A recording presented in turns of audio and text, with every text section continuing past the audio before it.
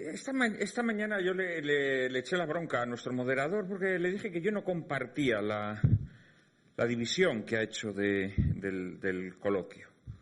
O sea, no acepto que se pueda pensar en el ser humano, en la persona, como un ente al que podemos analizar en su naturaleza, prescindiendo de su naturaleza política, ¿no? Aristóteles, que sería el padre de esta tradición que me toca a mí hoy aquí representar, pues definía al hombre como un animal político. Y aquí me atrevería a decir que el epíteto es tan constitutivo de su naturaleza como el propio sustantivo, ¿no? De hecho, si le quitáramos el epíteto, el hombre quedaría reducido a un animal, ¿no? Con lo cual ya nos está diciendo que no podemos prescindir del epíteto, ¿no? De hecho, prescindir del epíteto es precisamente, yo me atrevería a decir, la diferencia fundamental entre las dos escuelas que aquí venimos a defender, ¿no? Cuando me propusieron esta división de nuestro encuentro, contra la que yo me rebelé, dije, tengo que encontrar alguna cita que claramente explique esto, Y me acordé, yo siempre procuro utilizar al enemigo para explicar mis tesis, ¿no? Y me acordé de un libro de Norberto Bobbio, El tiempo de los derechos, donde él precisamente, Norberto Bobbio pertenece a la escuela liberal, porque podríamos decir que yo agradezco mucho a los organizadores de este encuentro, porque lo normal hubiera sido que responder a la escuela liberal se le hubiese respondido desde el marxismo, o desde la izquierda, o desde todo ese batiburrillo de escuelas que surgen como reacción o en dialéctica hegeliana con el liberalismo, pero me han elegido a mí, que esto es una cosa insólita, ¿no? Y Norberto Bobbio, desde esa dialéctica liberal, pues escribe este párrafo en El tiempo de los derechos, que yo creo que es muy ilustrativo para que nos situemos.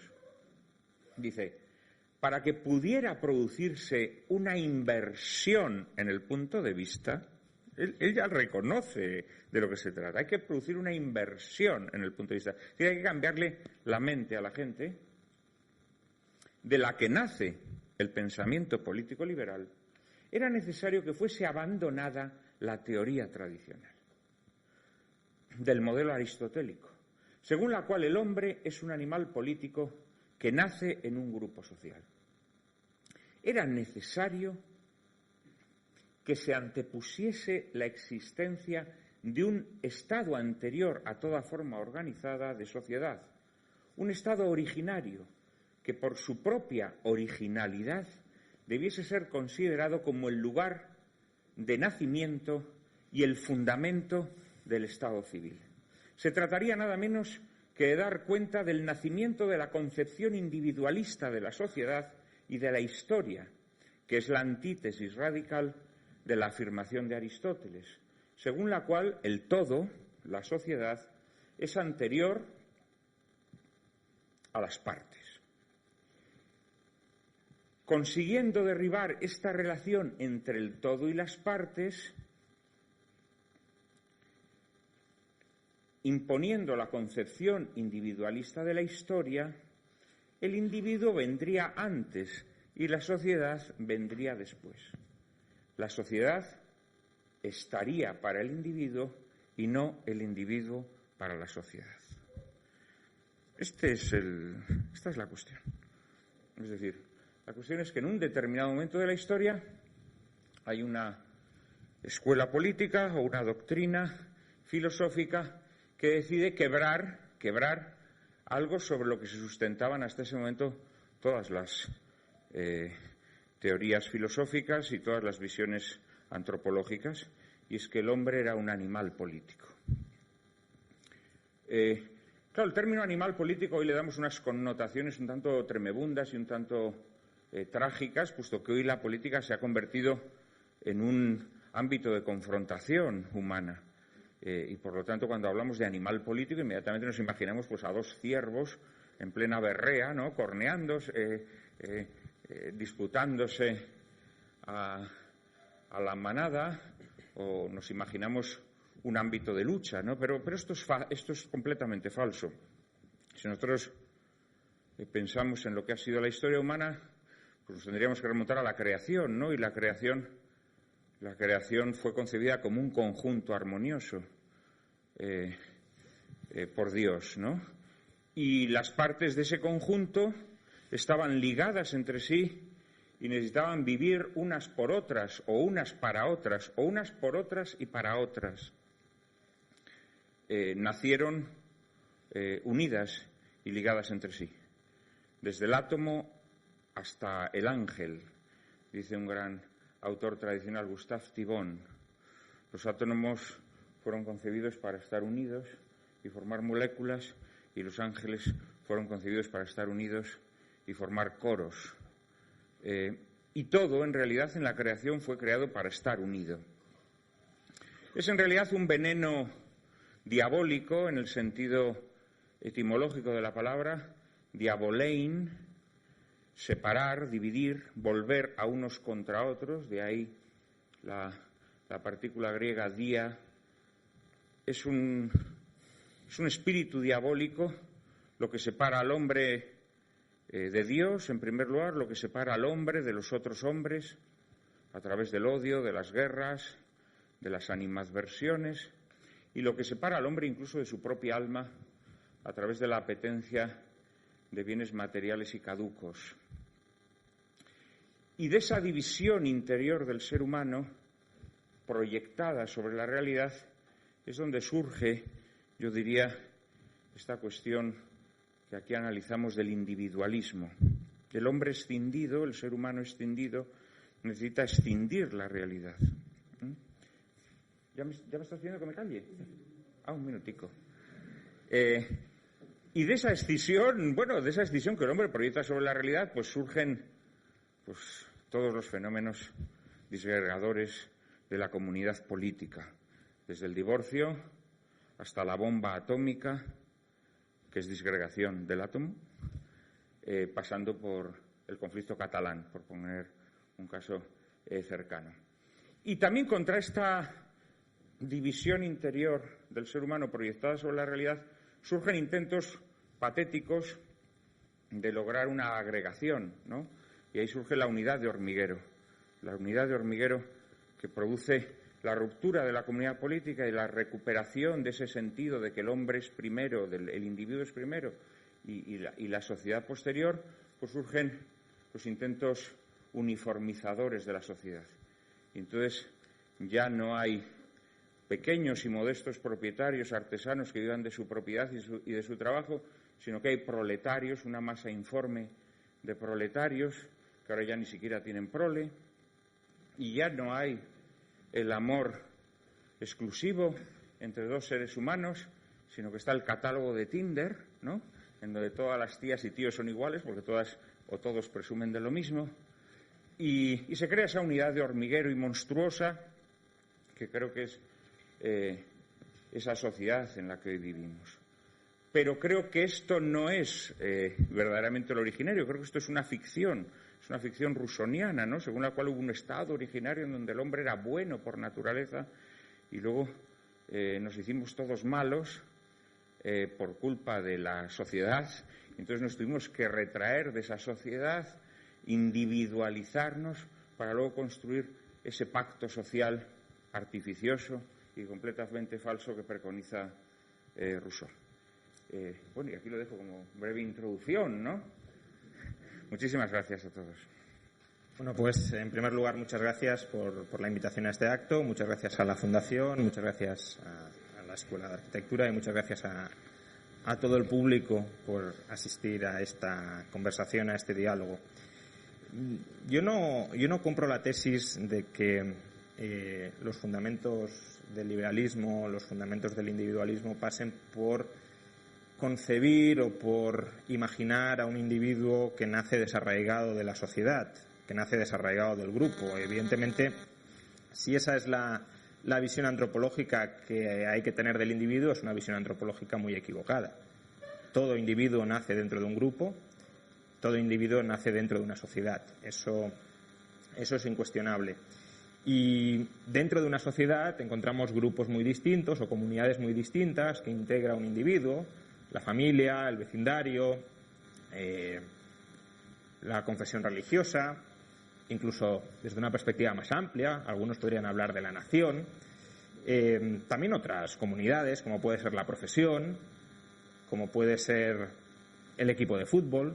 Es decir, dentro de una sociedad hay muchas comunidades distintas que todas ellas contribuyen a conformar la identidad de cada persona.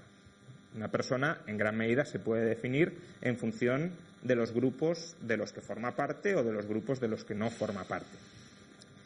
Bien, el problema es cuál es aquí la relación entre individuo y sociedad y entre individuo y comunidades dentro de la sociedad. La tradición comunitarista básicamente presupone que la comunidad tiene una prioridad moral sobre el individuo, que el bien de la comunidad ha de prevalecer sobre el bien del individuo. Incluso que hay un bien común, un bien compartido por todos los individuos, que es hacia lo que tiene que aspirar rectamente cada individuo.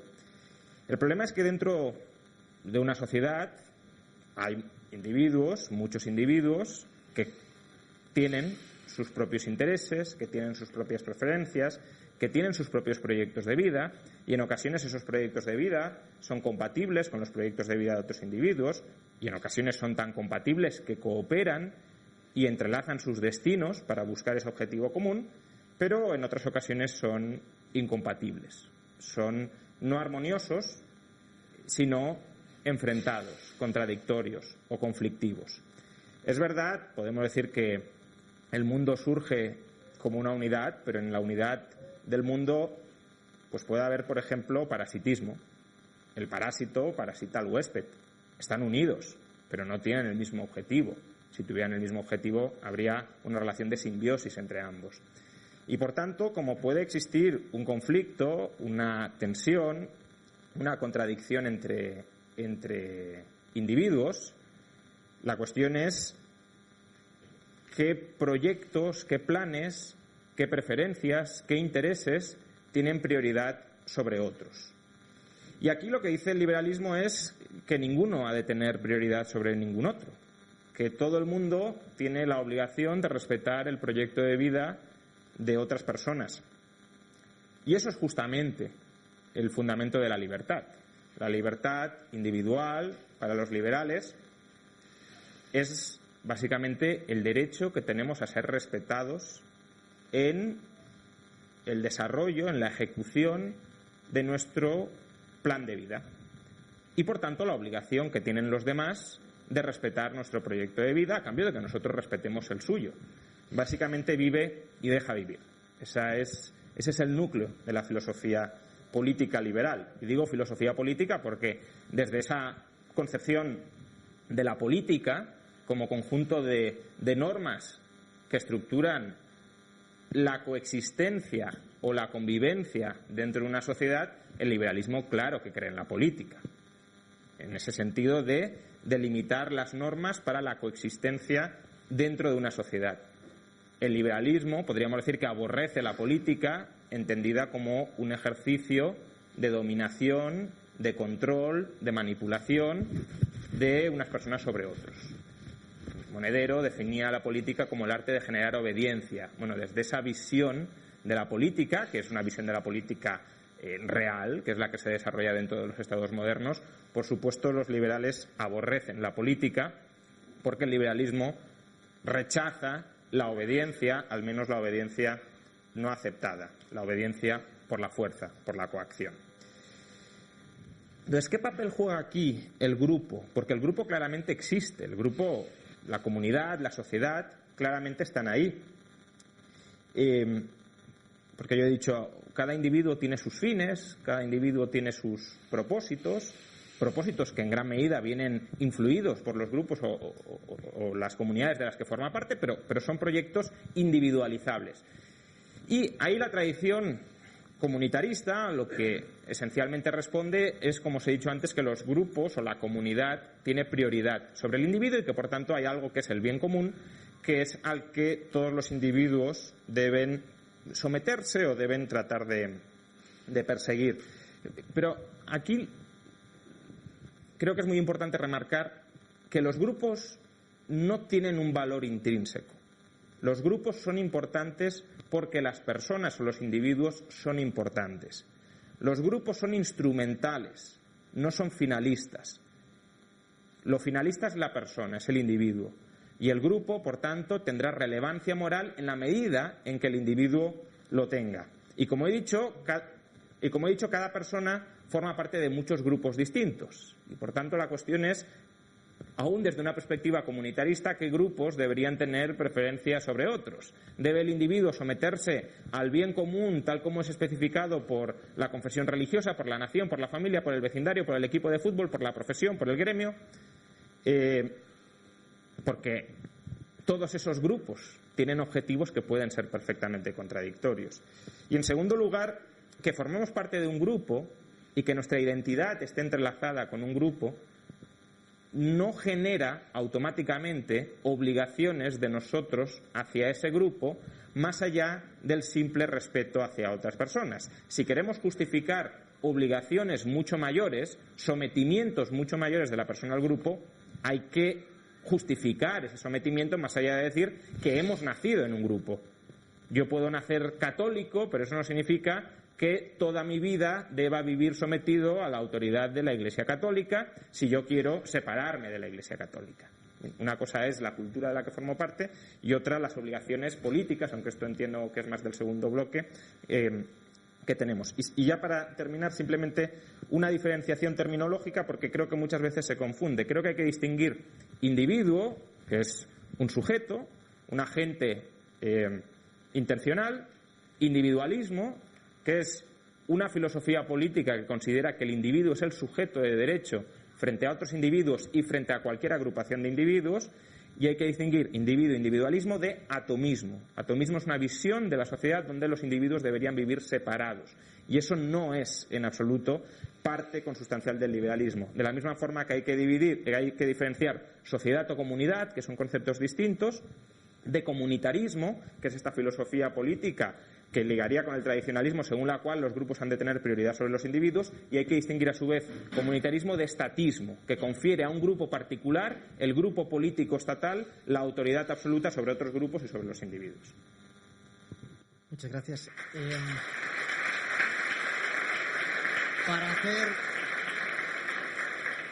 Para hacer el debate más dinámico, los aplausos los agradecemos, pero mejor al final. Pero no aplaudáis. Esto es. Digo ya al final, para que pueda haber una réplica más dinámica. Y igualmente, por coger el sentido de rebelión contra la distinción entre dos bloques, yo creo que la conversación irá naturalmente, así que quizás no haga falta hacer una introducción de un segundo bloque. Por tanto, si derivamos en la política... Nunca hay que perder el papel. El moderador siempre tiene que estar ahí. Entonces, y demás. Entonces, a partir de aquí, no sé... Y además, esto va a ser muy fluido. Esto va a ser muy fluido porque ya vamos entrando... Y Rallo y yo tenemos muchos puntos de encuentro. Ambos estamos en contra del comunitarismo, ciertamente. El comunitarismo es una perversión de la comunidad. Todos los sismos son una perversión. Hasta Pío XII, el hombre, recomendó que no se utilizara la palabra catolicismo, porque era una perversión de la fe católica. Entonces, ciertamente, el comunitarismo es una perversión de la comunidad. Yo creo que hay que combatir el comunitarismo, porque de alguna manera el comunitarismo es liberalismo agrupado, ¿no? Es la conciencia de que la sociedad la puedes dividir en grupos y que esos grupos pueden montárselo por su cuenta y pueden crear, digamos, su ecosistema, lo que en el ámbito católico se ha llamado la opción benedictina, ¿no? Es decir, nos desentendemos del bien común y generamos una pequeña comunidad. Eso es el comunitarismo, que es liberalismo grupal, digámoslo así, ¿no? Entonces, en ese sentido, yo creo que es importante ratificar esta oposición, digamos, a una comunidad dividida en grupos, ¿no? En grupos diversos, cada uno defendiendo sus intereses particulares o sus intereses sectarios, ¿no?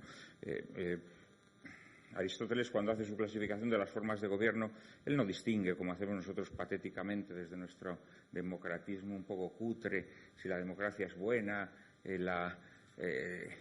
la monarquía es mala, la aristocracia es buena o mala, no, sino que él distingue que todas las formas de gobierno pueden ser buenas independientemente de que el poder lo ejerza una sola persona, varias o muchas, que lo importante es que se defienda el bien común y no los intereses sectarios o los intereses de partido, los intereses particulares, ¿no?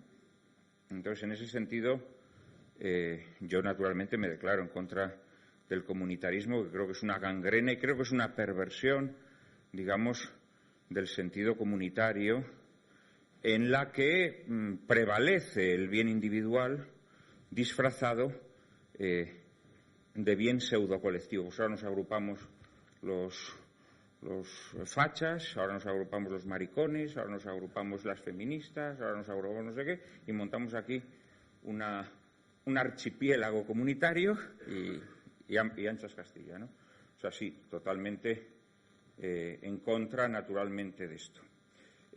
Yo cuando hablé antes de la unidad armónica que se genera en la creación, naturalmente estaba hablando de la unidad en la diversidad, y frente a ella contrapuse esa unidad de hormiguero, ¿no?, que el hombre escindido trata de crear generando categorías homogéneas y absolutamente monstruosas, ¿no? Yo creo, naturalmente, que sí, en el pluralismo. La sociedad tiene que ser plural, tiene que ser diversa. No puede haber otra unidad más que la de la diversidad, unidad contra la que el liberalismo siempre se pronunció. Hay que decir que toda la tradición liberal es una tradición uniformizadora. Hoy en día los liberales todavía siguen diciendo eso de libres e iguales. Es decir, el presupuesto liberal para la libertad es la igualdad. Luego eso se transmuta o se pervierte y dice, no, bueno, pero es igualdad ante la ley. No, es igualdad. El liberalismo siempre trató de hacer una única planta. Luego ha respetado las diferencias entre esos grupos en su vida personal o en sus intereses particulares, pero les exige que todos ellos respeten una ley común. Yo creo en una sociedad plural y creo en una sociedad en la que haya muchas leyes. A mí me parece bien que los catalanes tengan su ley y que los castellanos tengan la suya y que los vascos tengan la suya. Bueno, los vascos no tanto, sería más partido de que cada señorío vasco tuviera las suyas. Aquí no nos pongamos liberales porque los señoríos vascos tuvieron tradiciones propias. Me parece bien que las tengan, pero están unidos. ¿Y por qué están unidos? Porque sí creen en el bien común. Porque no creen como Bentham que el único bien común alcanzable es la suma de los intereses de los individuos que forman esa sociedad. No, no lo creo. Porque creo que todos esos individuos que forman esa sociedad son capaces de percibir a través de la razón cuál es el bien común, el bien al que pueden servir, que eso muchas veces les va a hacer renunciar de su interés personal.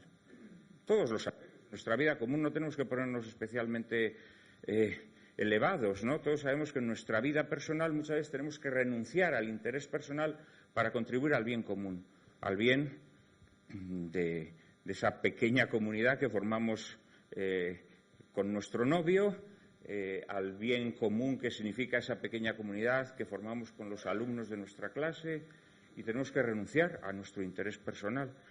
Y sabemos además cuál es ese bien común porque tenemos una conciencia de lo que significa el bien para el prójimo y el bien que el prójimo puede compartir con nosotros.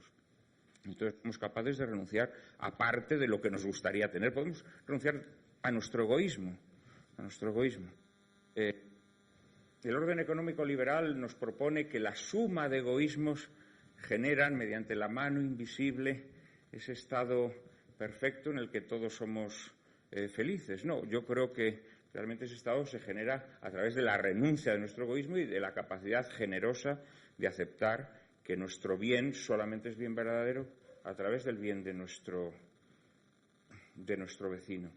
En este sentido a mí me gustaría, Raúl ya ha dicho, y creo que esto también es algo que nos une, que el liberalismo no es, no postula, por supuesto, que no exista una sociedad y que, por lo tanto, no puede existir un orden político, una comunidad política, y que, por lo tanto, no pueda existir una ley que vertebre la convivencia, ¿no? Y en este sentido, por eso son tradiciones políticas, ¿no?, de las que estamos hablando aquí, ¿no? Sin embargo, yo creo que la tradición política, la forma política más perfecta sería la que aunase el máximo de autoridad y el máximo de libertad. Es decir, yo no creo que el problema esté en que haya una máxima autoridad, ni el problema está en la obediencia en sí misma, porque la obediencia en realidad es la adhesión a algo en lo que crees. La obediencia verdadera es adhesión a algo en lo que crees, algo con lo que identificas, algo que consideras que es bueno para ti, que es bueno para tus semejantes y algo en lo que quieres contribuir. Yo no creo que el problema esté en la obediencia, ¿no? En ese sentido, una autoridad justa puede ser extraordinariamente intensa porque lo único que va a hacer es corroborar tu propia naturaleza, es decir, aquello a lo que tú quieres adherirte, ¿no? Entonces, yo sí creo en una forma política que aúne el máximo de autoridad y el máximo de libertad. Creo, sin embargo, que el liberalismo lo que postula para permitir la forma política que ampara es el mínimo de autoridad y a la postre también, de alguna manera, el mínimo de libertad. Vendiendo la máxima libertad, en realidad es que las sociedades liberales, que son las sociedades en las que vivimos, en este sentido, yo creo que es mucho más fácil entender la sociedad que postula un liberal que la sociedad que postula un tradicional, porque la sociedad que postula un liberal es la sociedad en la que vivimos. Es la sociedad en la que vivimos. Y al final, el liberalismo, más allá de sus proclamas, puesto que ha conseguido realizarse a lo largo de estos 2 siglos, nos ha conducido a la situación presente. ¿Y la situación presente cuál es? La situación presente es que el mínimo de autoridad ha conducido a la anarquía, pero el mínimo de libertad nos ha conducido a la tiranía. La realidad es que hoy vivimos en sociedades en donde la tiranía y la anarquía han creado una especie de entente o de amalgama que se retroalimenta. Esto es lo que yo percibo hoy en nuestra sociedad. Nuestra sociedad es una sociedad más anárquica que ninguna otra, en el sentido en que el pluralismo al que yo aludía ha dejado de existir y el pluralismo hoy a lo que afecta son a los fundamentos más hondos de la convivencia. Es decir, hoy no tenemos la posibilidad de encontrarnos en los fundamentos de la convivencia y, por lo tanto, esto tiende inevitablemente hacia una anarquía porque el ejercicio de la libertad es siempre un ámbito que yo me creo, una especie de empalizada que yo me creo para defenderme del otro que forma parte de mi comunidad que ha dejado de ser comunidad. Y al mismo tiempo, lo que está ocurriendo, efectivamente, es que lo estamos palpando, ¿no? Nunca el ejercicio del poder ha sido tan tiránico como tenemos hoy. Entonces, yo creo que esta es la paradoja del liberalismo, ¿no? La paradoja del liberalismo es que ha creado sociedades en donde el mínimo de libertad y el mínimo de autoridad han generado esta mezcolanza de anarquía y de, como decía antes, sí, y de tiranía, ¿no? Bueno, yo tengo cierta coincidencia en que algunos de los valores que estructuran las sociedades actuales son valores liberales, en el sentido de que el sujeto de derecho es el individuo, o al menos formalmente se reconoce que el sujeto de derecho es el individuo, pero no diría que vivimos en sociedades liberales en la medida en que hay una autoridad monopolística última, que es el soberano, que es el Estado, y que tiene todo el poder para decidir dentro del territorio qué se hace o qué no se hace. Es verdad que ese soberano también está influido por otras agrupaciones, por lobbies, por la propia democracia, es decir, por el propio acto de ir a votar, pero en última instancia el Estado tiene el monopolio de la autoridad política. ¿Por qué? Porque tiene detrás el monopolio de la violencia socialmente reconocido. Y no hay otras autoridades que puedan, de alguna manera, competir con esa soberanía estatal. Las otras autoridades están todas ellas subordinadas a la autoridad estatal. Entonces, yo cuando... has dicho que la tradición liberal es una tradición que busca uniformizar, porque busca una igualdad ante la ley común y, por tanto, busca cargarse la diversidad normativa. Yo diría que el liberalismo busca los fundamentos minimalistas de la coexistencia pacífica entre leyes potencialmente muy diversas, entre conjuntos normativos potencialmente muy diversos, pero que tienen que coexistir.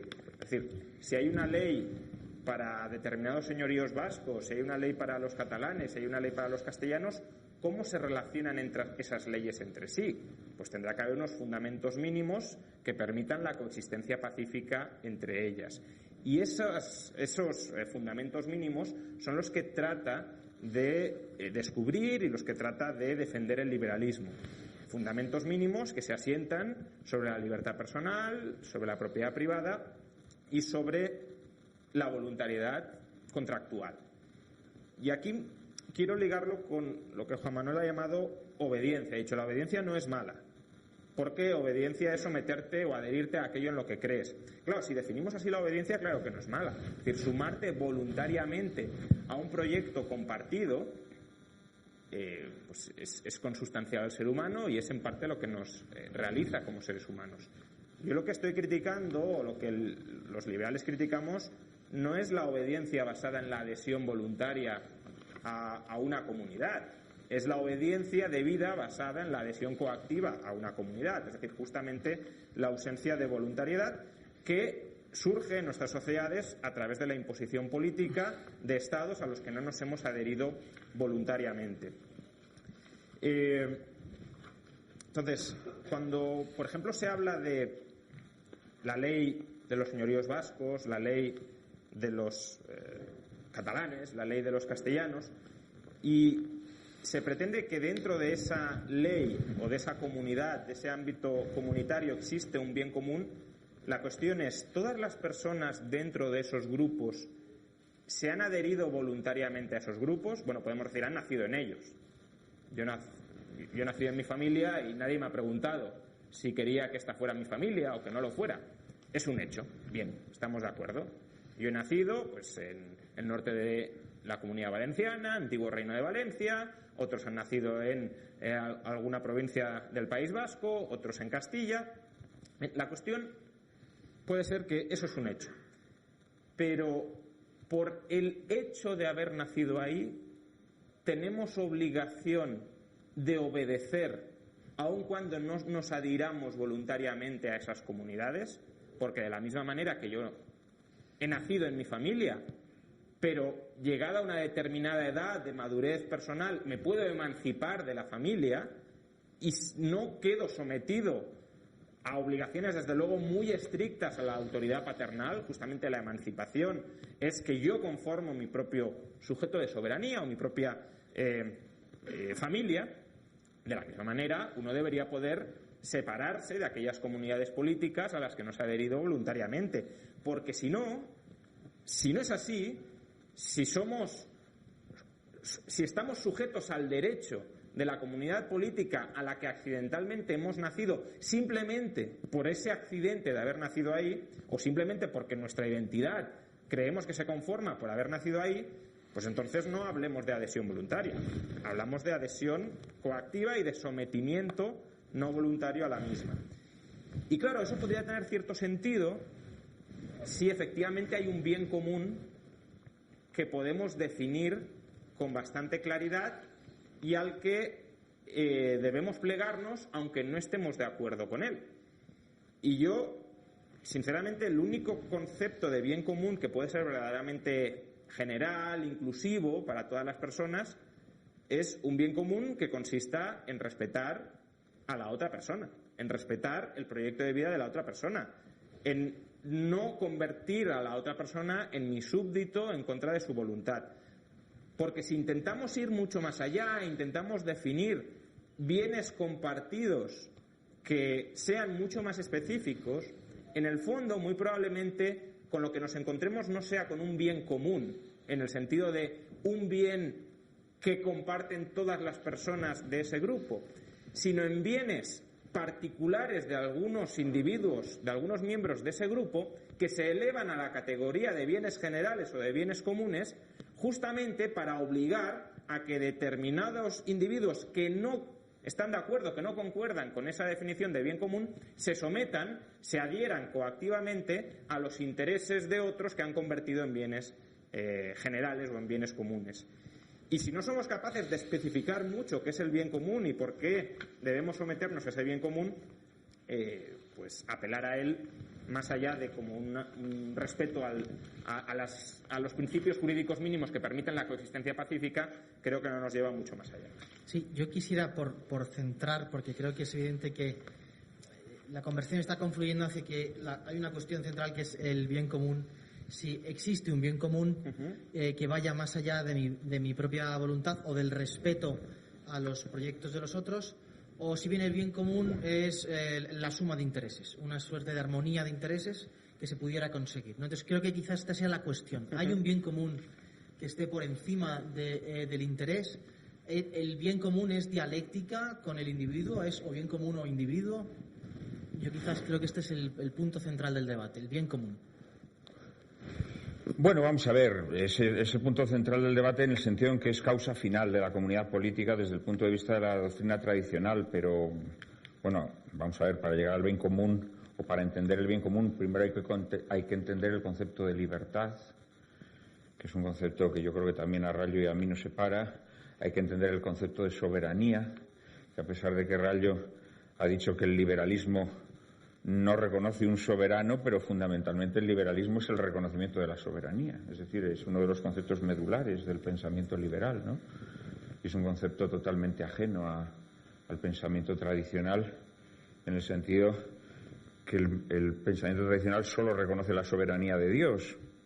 Y en todo caso, la soberanía de Dios se encarna políticamente a través del pueblo y del reconocimiento de un soberano. Pero el concepto de soberanía nacional, soberanía popular, son conceptos liberales. O sea que yo creo que sí, el liberalismo, y muy específicamente el liberalismo rusoniano, crea la voluntad general, y la voluntad general es soberana y se impone sobre el pueblo. Y además, digamos que Rousseau dice que a la gente hay que enseñarle a ser libre. La gente tiene que aprender a ser libre. Esto es un concepto que es fundamental o fundacional del liberalismo, y yo creo que todas las tradiciones liberales reconocen el concepto de soberanía. El concepto de soberanía es una línea medular, ¿no? Del mismo modo que está la cuestión de la libertad, ¿no? Que yo también creo que es importante y que tiene que ver con este tema de la obediencia, ¿no? Que él discutía también, en el sentido en que consideraba que no se puede hablar de una obediencia si no hay una adhesión voluntaria, y también aquí se introduce un concepto que nos distinguiría, que sería el concepto de voluntad.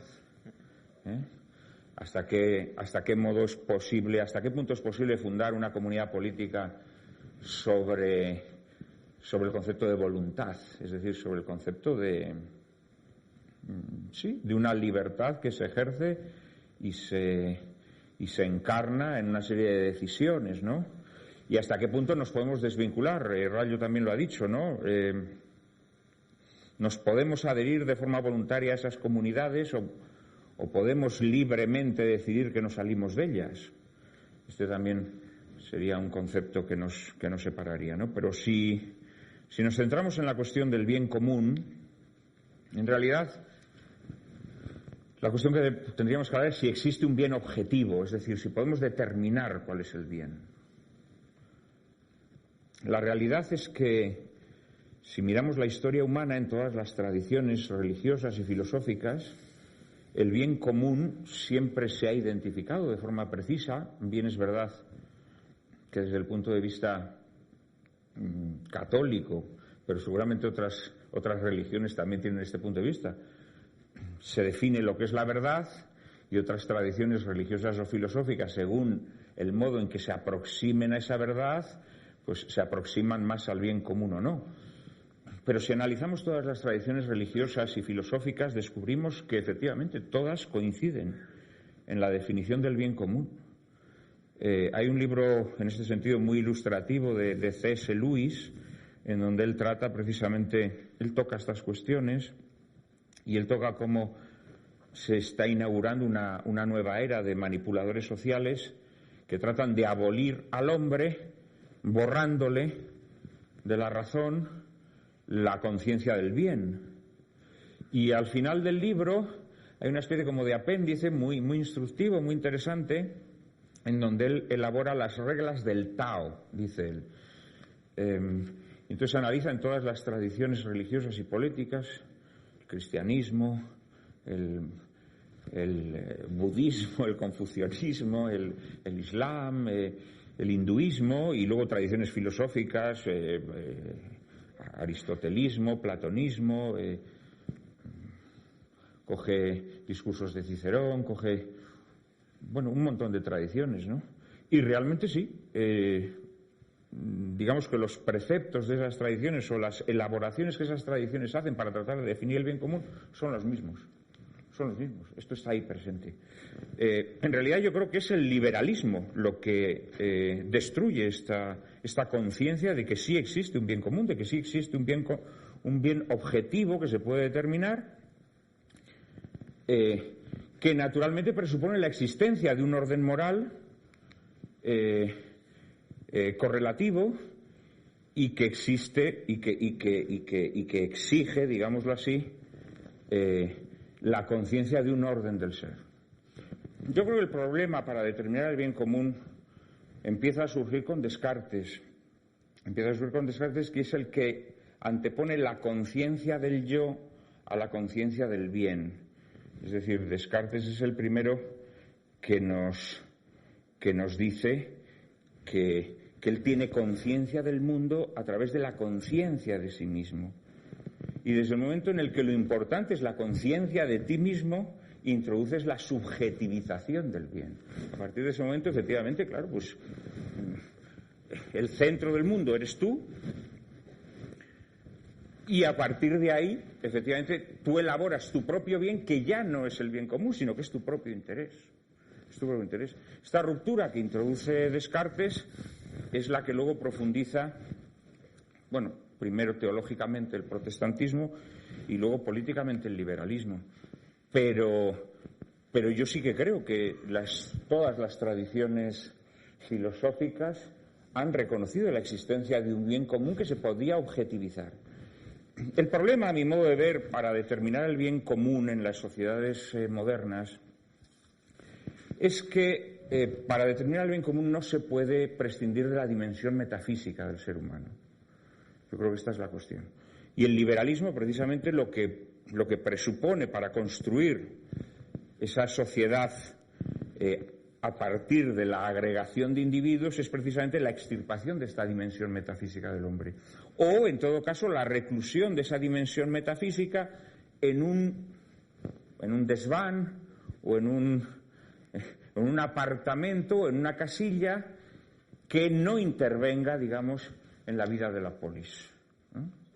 Esto yo creo que es el elemento fundamental que hace que las sociedades liberales, que yo sí que creo que vivimos en sociedades liberales, pasa que yo creo que esas sociedades liberales, por supuesto, no son las sociedades liberales que concibieron los padres del liberalismo a finales del XVIII o a principios del XIX, sino que son sociedades que han degenerado por la inercia inevitable, ¿no?, de las premisas que las fundamentan. Pero el liberalismo siempre consideró que, bien, no se podía prescindir de la dimensión metafísica del ser humano, no se podía prescindir de sus convicciones religiosas, no se podía prescindir de su anhelo de trascendencia, de acuerdo, pero había que apartarlo de la plaza pública. Desde ese momento yo creo que estás disolviendo los fundamentos de la polis y estás convirtiendo el pluralismo natural, es decir, las diferencias que todas las personas tenemos, que son tan gozosas para que podamos convivir personas distintas, estás convirtiéndolo en un pluralismo que afecta a los fundamentos de la convivencia y que, por tanto, rompe la posibilidad de convivencia. En ese sentido, Rayo, preguntabas, ya, pero ¿yo cómo consigo, si los señoríos vascos y los catalanes y los gallegos y los valencianos y los castellanos tienen leyes distintas, yo cómo consigo que haya una auténtica comunidad? Eso se lograba porque a todas esas personas que tenían leyes diferentes los unía el elemento metafísico. Cuando eso te lo cargas, cuando eso lo apartas, la sociedad inevitablemente se rompe, se disgrega. Ahora voy sobre la cuestión del bien, pero antes quiero tocar lo de la soberanía porque, claro, que se identifica a Rousseau con el liberalismo, que entiendo que es algo que mucha gente hace, pero a mí me resulta... Bueno, hay muchas escuelas liberales, pero sí, ahora, a ver si me vas a decir que Rousseau no es... No, yo creo que Rousseau es uno de los grandes enemigos del liberalismo. Y ahí, de hecho, tenemos cierta coincidencia. ¿Por qué? Hombre, es el fundador del concepto de contrato social, que es el sobre el que fundamentáis vuestra visión política. No necesariamente, de hecho yo soy bastante anticontractualista. Es decir, hay tradiciones liberales basadas en el contractualismo, eso es cierto, pero no diría tampoco que sea en el contractualismo rousseauiano, sino más bien en el hobbesiano, quizá. Pero la idea de soberanía nacional efectivamente es una idea que en última instancia viene de Rousseau, pero no olvidemos que Rousseau el busto de Rousseau presidía las reuniones del Club Jacobino. Y creo que aquí tenemos un enemigo común, tanto del tradicionalismo como del liberalismo, que es el jacobinismo, ¿bien? Que es la uniformización nacionalista y centralizadora de todo el orden social preexistente a través de un Estado omnipotente. Por tanto, yo diría que más bien el concepto de soberanía nacional es un concepto que viene del nacionalismo, que es verdad que los movimientos liberales movimientos liberales políticos se apropian porque cuando se cargan la soberanía monárquica queda un vacío de poder. Entonces, ¿a quién colocamos al frente de ese vacío de poder? Y se coloca a la nación o a la voluntad general rousseauiana. Pero una visión, o sea, la filosofía política liberal, si reconoce que la soberanía reside en la nación, está negando el derecho del individuo. Es decir, el soberano es el que decide. Es el que decide en última instancia, el que manda en última instancia. El que, como decía Carl Smith, impone su voluntad en el estado de excepción. Cuando no hay derecho, el que manda y el que impone que es derecho es el soberano. Y si el liberalismo dice que el soberano es el Estado, la democracia, la nación, está diciendo que los individuos no tienen derechos, que los individuos tienen concesiones del soberano. Y una concesión del soberano lo mismo te lo da como lo mismo te lo retira. Y eso no es un derecho. Un derecho es algo que le podemos exigir a otro en situación de igualdad, en situación de simetría.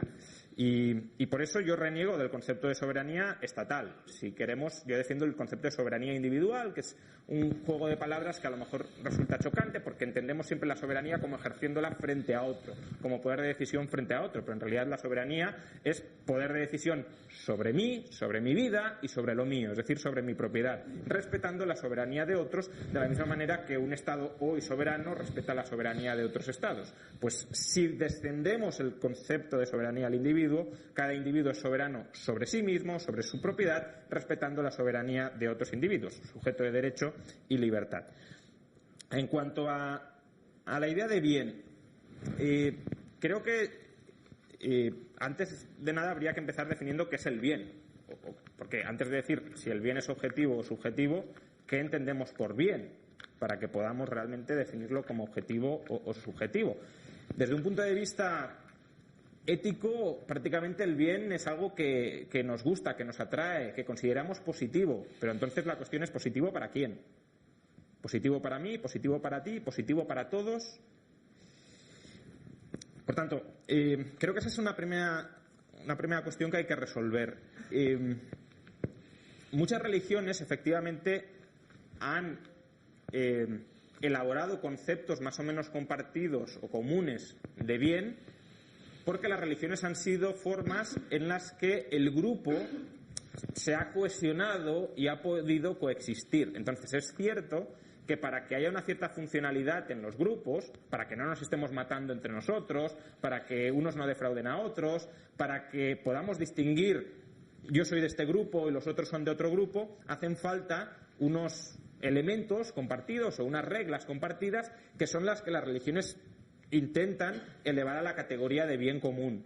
Y los liberales, de alguna manera, lo que intentamos hacer es extractar realmente de todas esas ideas que se nos dicen que son bienes comunes, cuáles son los fundamentos minimalistas que permiten la coexistencia pacífica. Porque el problema es que muchas veces en ese conjunto de ideas que se nos dicen que son bienes comunes se cuelan lo que no son más que bienes particulares, como he dicho antes, elevados a la categoría de bienes comunes, para, si lo queremos, que unos colectivos parasiten a otros colectivos dentro de la misma sociedad. Pero bueno, yo tampoco reniego de la idea de que pueda haber un bien objetivo, no es algo a lo que necesariamente me oponga, pero no es lo mismo bien objetivo que bien común. ¿Por qué? Porque bien objetivo puede ser muy plural, es decir, puede haber una pluralidad de bienes objetivos. El bien objetivo no tiene por qué ser uno solo y para todas las personas. Algo puede ser bueno, otra cosa puede ser buena y aquello puede ser bueno, y luego va a haber otras muchas cosas malas. Incluso dentro de la tradición aristotélica pues tenemos virtudes como la fortaleza, por ejemplo, la prudencia, la caridad. Todo eso podemos considerar que son hábitos, conductas positivas, buenas, ¿vale? Pero ¿cómo se relacionan entre sí? Si hay un conflicto entre la fortaleza frente a la adversidad y la caridad, ¿no? Pues, si ayudamos desinteresadamente siempre a una persona, pues al final somos como presa de la parasitación de esa persona, ¿no? Es decir, si nos entregamos completamente a otro, dejamos de poder desarrollar nuestros propios proyectos de vida. Entonces, si hay conflictos entre bienes, ¿qué bien ha de prevalecer? Ahí la ética de la virtud aristotélica diría, bueno, pues apelamos a la prudencia, al sentido común. Bueno, pero ahí hay una indeterminación. Y si la solución que das tú a ese conflicto de bienes no es la misma que doy yo, ¿cuál de las dos ha de prevalecer? Y ahí el liberalismo dice pues que cada cual, dentro de su vida, decida qué bienes prioriza sobre otros. Y en la medida en que no todos los bienes tienen por qué ser priorizados de la misma manera, en la medida en que no hay una jerarquía compartida de bienes objetivos, para algunos puede ser más importante unos bienes, para otros bienes, por eso las personas somos diversas y plurales, pues no hay un bien común que se pueda superimponer. Bueno, o sea, que se superimponga algo, desde luego hay, pero no hay un bien común objetivo que se superimponga sobre todos. Sí, como el tiempo apremia, sí me gustaría, creo que ha quedado muy claro la distinción en torno a bien común de las dos escuelas, y creo que ambos lo han definido con mucha claridad. O sea que por un lado hay una realidad de un bien común que se define más como un consenso funcional por la necesidad o la imposibilidad de poder definir un bien que sea objetivo para todos y que no genere conflictos. Y por otro lado, un bien común que se entiende más como una realidad metafísica que me viene dada, ¿no? Y que uno reconoce. Creo que son dos... Bueno, no me viene dada, o sea, vamos a ver, no me viene dada en el sentido... No, yo creo que los seres humanos estamos dotados de una razón natural que nos permite discernir el bien y el mal. Esta es la definición de ser humano de Aristóteles. Es Pero decir, a mí me gustaría, no obstante, es que si prescindimos de esto nos viene dada, ¿no? Como si fuéramos robots. No, vamos a ver, es algo que está más allá de la voluntad del hombre, sino que es algo que... No está más allá de la voluntad del hombre. La voluntad humana se adhiere al bien a través del ejercicio del discernimiento. A través del libre albedrío. Aquí la cuestión, la diferencia de la visión de... que no se construye el bien, el hombre... No, pero vamos a ver, la noción fundamental, ya que he utilizado la noción esta teológica de libre albedrío, a la hora de definir la libertad, yo creo que lo que define la distinción fundamental entre el pensamiento tradicional y el pensamiento liberal es que el pensamiento tradicional entiende que el libre albedrío es un medio para alcanzar un fin. Y ese fin es el bien. Mientras que creo que la escuela liberal considera que el libre albedrío es un fin. Estoy citando sin citarlo a un autor que no es nada tradicional, que es Jacques Maritain, nada más y nada menos, ¿no? Que es una especie de bicha para mis amigos tradicionales. Y Maritain define esto, que la tragedia del liberalismo es que convierte el libre albedrío en un fin. Y este es el problema de la libertad sin destino, es decir, sin la libertad sin un para qué, ¿no? Es decir, lo que define un movimiento es el punto de partida y el punto de llegada. Y yo creo que este es el drama de la libertad liberal, es decir, que preconizas la libertad como ejercicio de expresión de tu propia autonomía, de tu propia humanidad. Pero no, yo creo que el bien común no es algo que nos viene dado. Es decir, yo creo que el ser humano tiene capacidad de discernimiento. Es que si no, esto, Sí, no sé, esto ya son conceptos yo quisiera acabar fundamentales, además en los que creo que vamos a estar de acuerdo. El ser humano no es un robot. No. O sea, que Dios no está ahí apretando botones. Ahora vamos a hacer que estos cabrones hagan esto. ¡Pi! De todas formas, aquí, ¿no? por cerrar, no, yo no me refería a eso, pero que lo importante ahora no soy yo. Quiero decir, me parecería interesante si se puede cerrar con la libertad. Es decir, antes de pasar a las preguntas del público, creo que hemos hablado sobre el bien común, que me parece que es un punto central. Me parece evidente por las intervenciones de ambos que la libertad, ¿qué entendemos por libertad? Es claramente conflictivo, y sí me gustaría, quizás, cogiendo más su última intervención, ¿cuál cree que es la verdadera libertad y dónde encuentra el problema en la tradición liberal y viceversa? Bueno. A pesar de que tenemos puntos en común y los hemos mostrado al principio, pero también tenemos muchas disensiones. Yo cuando he hablado de soberanía, en ningún momento he hablado de... Yo creo que la soberanía fundamentalmente es un concepto especialmente ligado a la persona, es un concepto, el liberalismo lo liga a la persona y luego pues, adquiere distintas expresiones: soberanía popular, que es la suma de esas soberanías individuales; soberanía nacional, que es la entrega de esas soberanías nacionales a un ente mayor, etcétera, etcétera. Tampoco creo que las virtudes compitan entre sí. Hay una jerarquía entre las virtudes y la razón práctica tiene la capacidad de establecer esa jerarquía. Por otra parte, las virtudes están ligadas unas a otras, ¿no? Decía Chesterton, a quien no he citado hoy, ya lo meto así con calzador, porque es que si no lo cito voy a defraudar a nuestro público, tanto a seguidores como a opositores. Decía Chesterton que el problema de nuestro mundo es que se había llenado de virtudes cristianas que vagaban separadas, ¿no? Las virtudes están ligadas y el juicio que tenemos que hacer nos exige establecer jerarquías entre las virtudes y ver qué virtud se desprende de otra, o qué virtud se antepone a otra, o qué consecuencias tiene una virtud que se derrama sobre otras. Pero bueno, esto lo dejamos ya cerrado para centrarnos en el tema de la libertad, ¿no? El tema de la libertad es inabarcable. Es que, claro, aquí estamos tocando temas que darían no para un curso académico, sino para toda una carrera, ¿no? Hay un tocayo mío, argentino, Juan Manuel de Rosas, que decía que el hombre libre es aquel que, despojado de miedos infundados y de deseos innecesarios, se sujeta a los mandatos de Dios, al dictado de su conciencia y a los dictámenes de la recta razón, decía Juan Manuel de Rosas. Vamos a ver, yo creo que la libertad humana, desde el punto de vista cristiano, es, como nos decía Aristóteles, es el discernimiento que el ser humano tiene y la capacidad que el ser humano tiene para abrazar el bien y rechazar el mal, para adherirse a la verdad, ¿no? Entonces, en este sentido, la libertad cristiana pues es compendiada en ese consejo evangélico, ¿no? La verdad os hará libres. Que desde el liberalismo se refuta: la libertad os hará verdaderos, ¿no? Desde el punto de vista cristiano, la libertad está ligada a la verdad. Y la principal verdad es lo que el ser humano es, la naturaleza humana.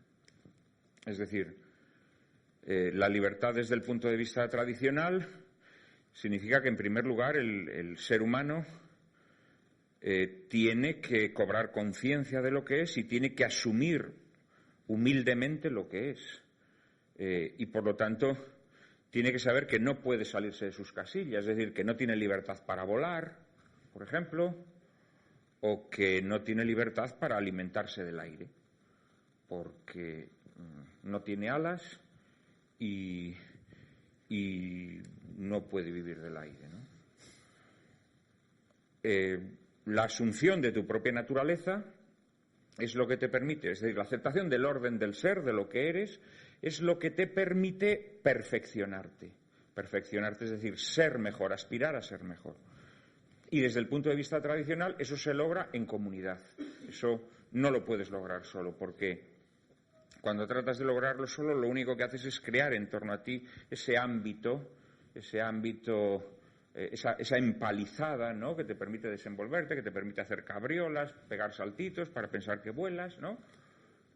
O pensar incluso que puedes vivir sin aire, porque como estás dentro de una cápsula o dentro de una empalizada, entonces desde el punto de vista tradicional eso se logra en comunidad, se logra precisamente interactuando con la libertad del otro y viendo que puedes confluir con la libertad del otro y puedes sumar tu libertad a la del otro, porque precisamente sois lo mismo, estáis hechos iguales y aunque por supuesto sois muy diversos y tenéis legítimas aspiraciones diversas, precisamente pues porque uno tiene habilidad con las manos y otro tiene una inteligencia más desarrollada y otro tiene una capacidad para unos oficios y otro para otros, pero podemos confluir en ello, ¿no?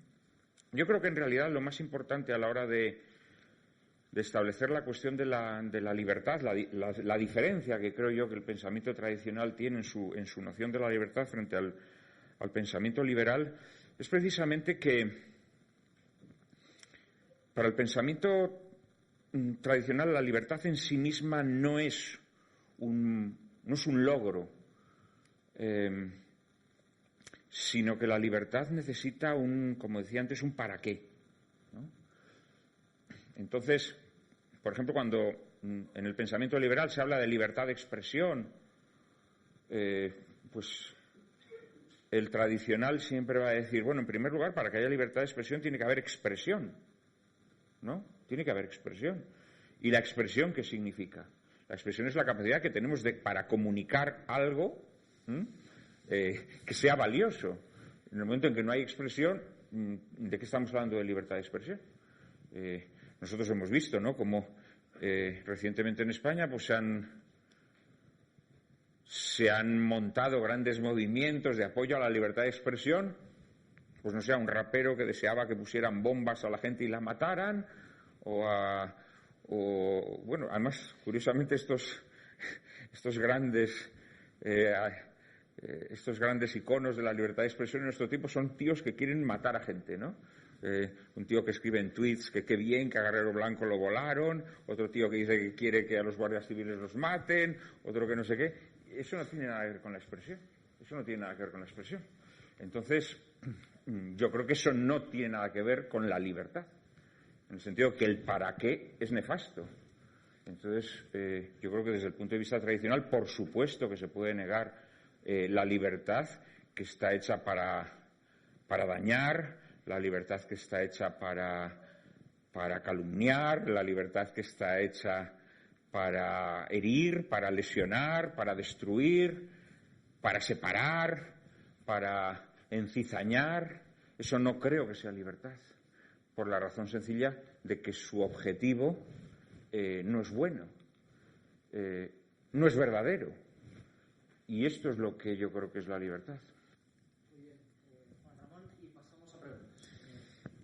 Sí, yo sí creo que la libertad tiene un valor intrínseco, básicamente porque nos permite elegir entre los diversos o plurales paraqués que pueden marcar ese movimiento. Decías, el movimiento tiene que tener una dirección, claro, pero la dirección no tiene por qué ser compartida, no tiene por qué ser la misma para todos.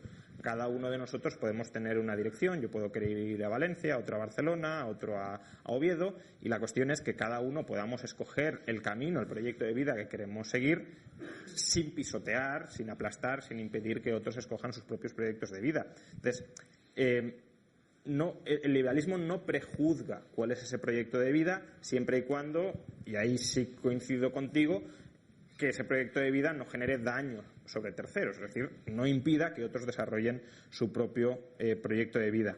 Entonces, volvemos a lo mismo. ¿Libertad para qué? Pues aunque haya bien objetivo, o bienes objetivos, mejor dicho, bienes plurales objetivos, para poder escoger entre la jerarquía de bienes plurales. Porque apelar a la razón práctica, que desde luego la tenemos, pero el ejercicio de razón práctica que puedo hacer yo no tiene por qué ser exactamente el mismo que hagas tú o el que haga otra persona. Y, por tanto, entre distintos bienes plurales hay que priorizar uno, hay que renunciar a otro o hay que darle menos importancia a alguno. Pues cada uno ha de tener la libertad, ese respeto por parte de los demás, de poder escoger qué jerarquía de bienes, qué jerarquía de objetivos está persiguiendo.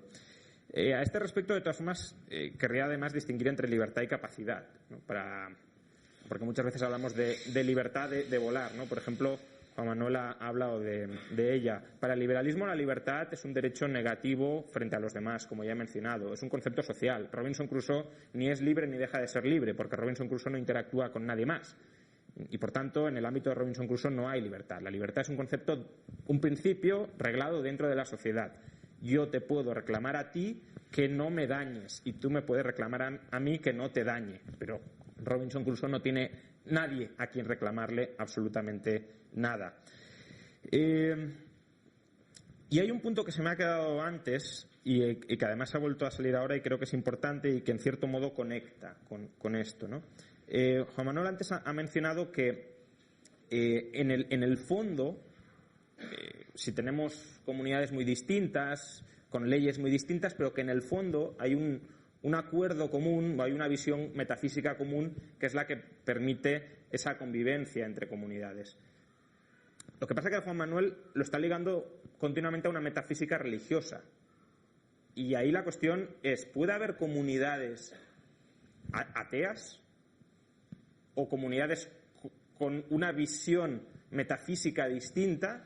Y ahí entraríamos en conflictos incluso entre ese sustrato que el pensamiento tradicionalista dice que es compartido. Es decir, si, por poner el ejemplo anterior, si la comunidad política catalana, aparte de tener leyes catalanas, tiene una visión metafísica atea, y la comunidad política castellana, aparte de leyes castellanas, tiene una metafísica budista, y la comunidad política guipuzcoana tiene una metafísica católica, ¿cuál es el punto en común entre todas ellas?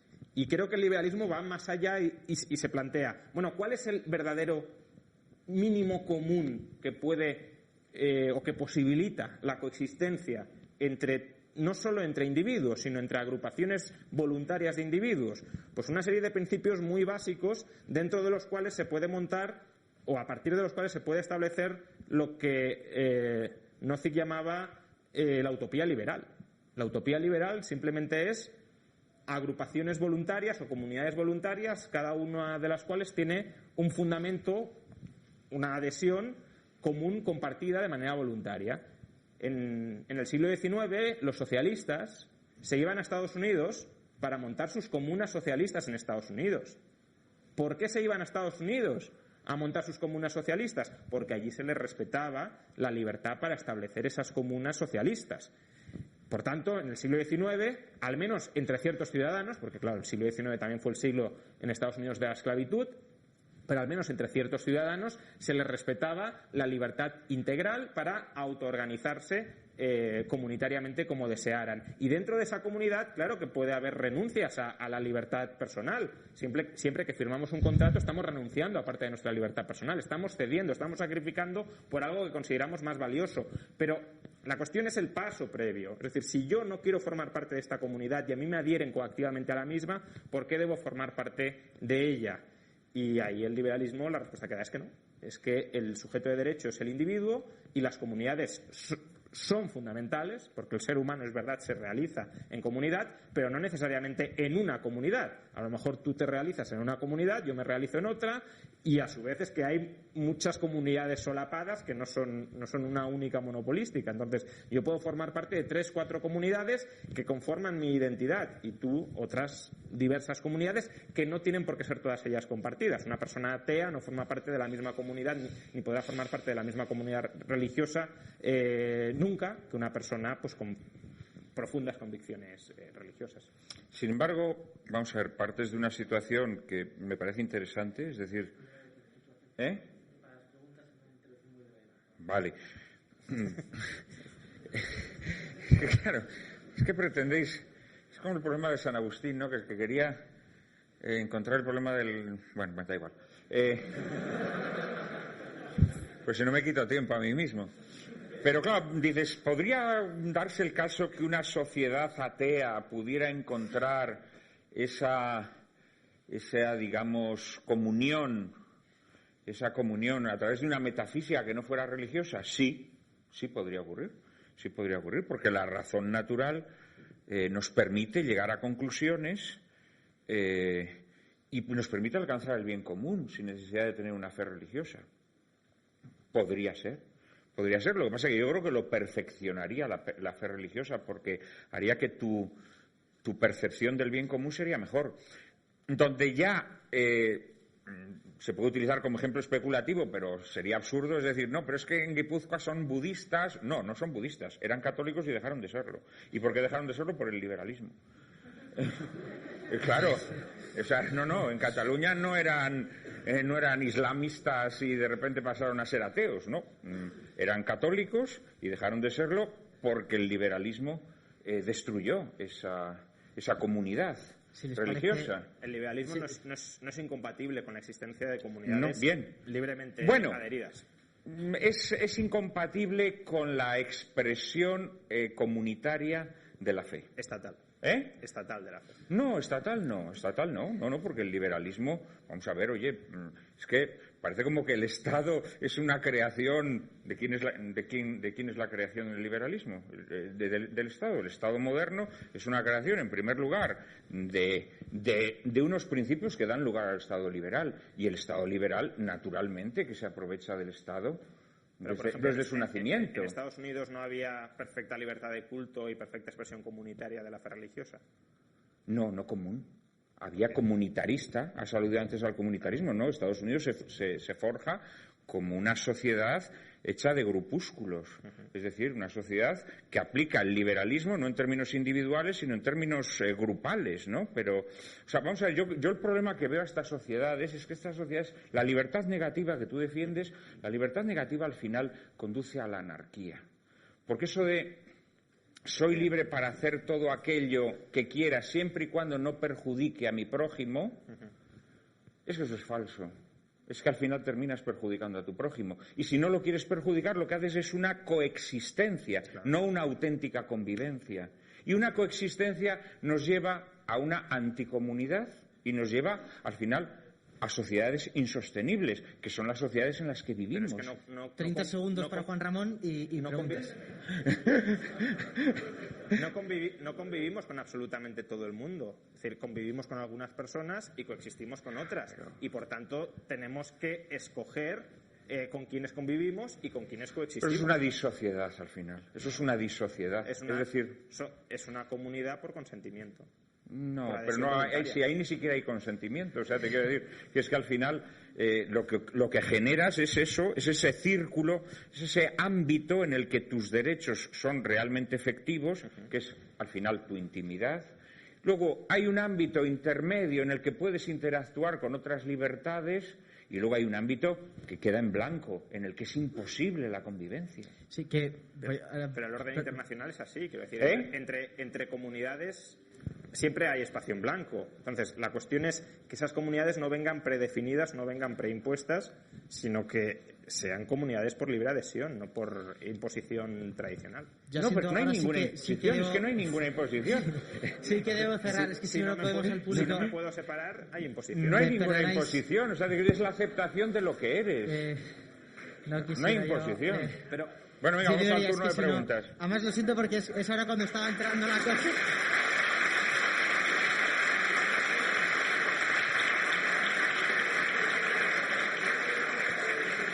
Me da mucha pena porque ahora es cuando los dos púgiles estaban sobre los últimos segundos a todo y era muy interesante, pero por deferencia con el público que prometimos que habría un espacio de preguntas y amablemente nuestros ponentes permitirán quizás 10-15 minutos para poder preguntar ¿Preguntas sobre lo que se ha hablado o preguntas sobre la situación actual? ¿Preguntas para ambos o para alguno de ellos? Lo que el público quiera. Entonces, Ahora, vale. Esta pregunta es para Rayo. ¿Es la nación cultural subjetiva? Es decir, hoy en día se nos adhiere a una nación cultural aparentemente objetiva por la cual se justifica la existencia de un Estado. Sí, yo creo que en gran medida la nación cultural, a ver, no diría que es totalmente subjetiva, pero desde luego es bastante indeterminada. Por ejemplo, ¿los valencianos son una nación cultural distinta de los catalanes o no? Pues hay opiniones para todos los gustos. Entonces, si fuerzas bastante el argumento, puedes decir que son una nación cultural separada, los valencianos, y si no lo fuerzas tanto, pues lo puedes engrosar dentro de la nación cultural catalana, como hacen muchos catalanes y que aspiran, de hecho, a un Estado de los països catalans y diversas culturas catalanas. Lo mismo con el ámbito vasco, podríamos decir. El ámbito vasco es una unidad cultural o, en cambio, son unidades culturales separadas por provincias, por señoríos. Luego, el ámbito cultural de la hispanidad, ¿es todo el mismo ámbito cultural o realmente podemos distinguir entre ámbitos culturales distintos? ¿Realmente un mexicano es hoy en día lo mismo que un español? ¿Un argentino lo mismo que un hondureño? Es decir, puede haber unas bases culturales algo comunes, pero es que, claro, si lo llevamos a eso, pues también la cristiandad puede ser un ámbito cultural, bien, o la humanidad podría ser un ámbito cultural, porque desde luego hay ciertas nociones, y antes lo decíamos, culturales o ciertas nociones, ideas morales que son compartidas en prácticamente todas las culturas. Si te vuelves más estricto, pues lo vas definiendo más, o si te vuelves más general, pues tienes ámbitos cada vez mayores. Entonces, sí, yo creo que se intenta inculcar una identidad cultural o reforzar una identidad cultural determinada, además idealizándola, ¿no?, como si estuviese perfectamente con sus contornos, para luego sentar las bases del sometimiento político al Estado. Hola, muy buenas tardes. Quisiera, la opinión de cualquiera de los dos ponentes. Croacia tiene un porcentaje de vacunación del 48% y España más o menos más del 90%. Quisiera saber la opinión de ambos exponentes, cómo lo interpretan estos resultados. Si es decir, España eligió el bien común por encima de la libertad individual o Croacia eligió la libertad individual por encima del bien común. O en todo caso, los dos escogieron la libertad individual, pero Croacia apelando al egoísmo en el sentido del beneficio de la gente en perjuicio de los demás, o España la libertad individual, pero entendido como un altruismo, es decir, beneficio de los demás por encima del beneficio de la gente propio, ¿no? Muchas gracias. Bueno, yo creo que las vacunas no tienen nada que ver con el bien común. Las vacunas tienen que ver con el bien personal, en todo caso. Las vacunas no sirven para que las demás personas no se contagien, sino para que no se contagie quien se las administra. Entonces, fundamentalmente, yo diría que la vacuna es un ejemplo de interés personal. Otra cosa es que eso pueda ayudar a que el virus cause menos estragos, cosa que parece que estas llamadas vacunas no está muy claro que lo estén procurando, ¿no? Entonces, no, yo creo que vincular el bien común, el concepto de bien común con las vacunas, aparte que sería el antiejemplo, en el sentido que yo creo que las vacunas sobre todo responden al interés personal, pero más allá de que sea bueno que la gente se vacune, es que en este caso creo que tendríamos que revisar el concepto de vacuna, ¿no? Porque una vacuna que no impide que te contagies y no impide que contagies a otros, es una vacuna un poco rarita, ¿no? Entonces... Yo por no entrar en el debate sobre la vacuna, aunque estadísticamente sí parece que en España hay menor probabilidad de contagiarte si estás vacunado que no, misma probabilidad de transferirlo o de contagiar a otros, pero no de contagiarte, pero no quiero entrar en esto. Pero imaginemos una vacuna que efectivamente redujera muy significativamente la probabilidad de contagiar a otros. ¿Ahí considerarías que la vacunación obligatoria forma parte del bien común? No. Eso no lo consideraría en ningún caso. Pero entonces sí entraría en el altruismo, en la preocupación hacia el bienestar de los demás, que va más allá del bienestar propio. Nunca las vacunas se han administrado con esa mentalidad. Es decir, las vacunas nunca se han administrado con la idea de que tú al vacunarte protejas a los demás. Eso es falso. Eso es un sofisma que se ha introducido precisamente en esta campaña. Cuando yo era niño, tú te vacunabas para protegerte tú de las enfermedades. Nunca te decían, vacunándote proteges a los demás. Eso es completamente falso. Es un concepto que se nos ha metido en la cabeza ahora precisamente para... Bueno, pero podría ser un concepto podría ser un concepto correcto. Quiero decir, en la medida en que una vacuna... Pero no lo es. No lo es. Claro. Pero... Es que... Quiero decirte, tú cuando te vacunas, tú no estás protegiendo a nadie. Imaginemos una vacuna... Ya, hombre, pero imaginemos, claro. No, imaginemos una vacuna que... Imaginemos a una mujer con 6 tetas y a un señor con 2 pollas, pero bueno, sí, podemos imaginar, pero no. O que vuelen, simplemente que vuelen, pero... ¿Es concebible una vacuna que evite contagiar a otros?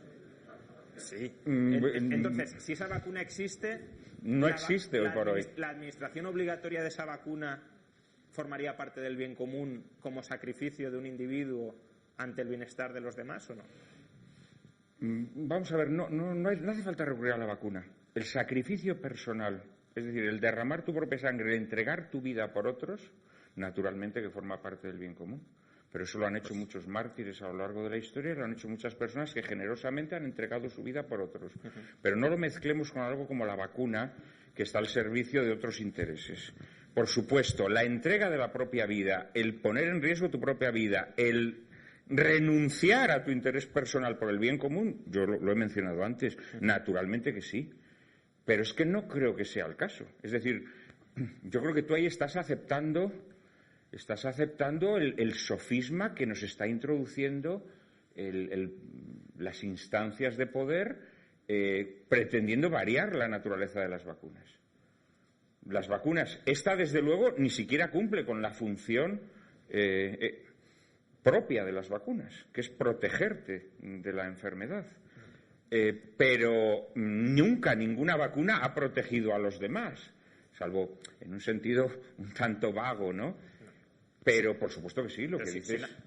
Bueno, no quiero entrar en este debate, pero si una vacuna evita que tú te contagies, porque te protege frente a la enfermedad, también está protegiendo a otros, porque si tú no eres un foco de contagio, evitas... Bueno, la vacuna pasa como el ángel exterminador, pasa por delante de tu casa. La enfermedad pasa por delante de tu casa. No estás contribuyendo a nada. El ángel exterminador va a la casa de los egipcios y los jode igualmente. O sea, le quiero decir que sí, pero le mata a los primogénitos igual. Pasa delante de tu casa. Pero si tú pudieses enviar... Ya, pues por eso te digo, claro, si efectivamente, si yo puedo, a través de mi sacrificio, suponiendo que la vacuna fuera un sacrificio, favorecer a otras personas, ayudar a otras personas, salvar la vida a otras personas, naturalmente que sí, pero repito, no es el caso. Sí, no centrar el debate en eso.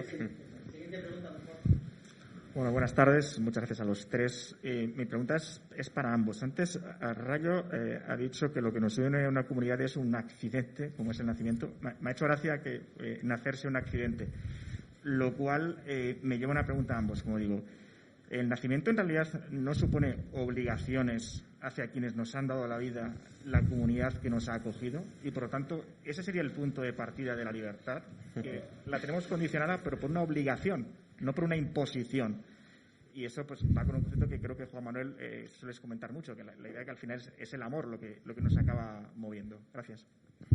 Sí, sin duda hay una serie de obligaciones naturales, ¿no? Yo en este tema no entré porque si no parecía como que no avanzábamos, simplemente nos dedicábamos a...